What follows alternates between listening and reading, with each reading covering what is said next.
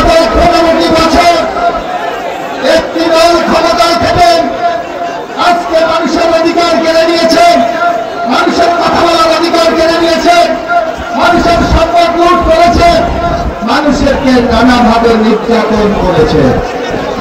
কিন্তু আমরা বিএনপি স্পষ্ট ভাষায় বলে দিতে চাই, গত 5 তারিখের 5ই আগস্টের শেখ হাসিনা পালিয়ে যাওয়ার পর আমাদের নেতৃবৃন্দ কি আপনাদের পাশে গিয়ে দাঁড়িয়েছে না? আমাদের হিন্দু ভাইদের মন্দির পাহারা দিয়েছেন, তাদের ব্যবসা প্রতিষ্ঠান পাহারা দিয়েছেন, সাধারণ মানুষ যখন বিপদে আপদে পড়েছে তাদের সামনে গিয়ে দাঁড়িয়েছে। আগামী দিনে এই কাজটি আমরা করে যেতে চাই, যার জন্য আপনাদের সহযোগিতা দরকার, আপনাদের সমর্থন দরকার। কারণ আমরা আমাদের নেতাদের তারেক রহমান স্পষ্ট ভাষায় বলেছে, আপনি তখনই নেতা যখন জনগণ আপনার সাথে থাকবে।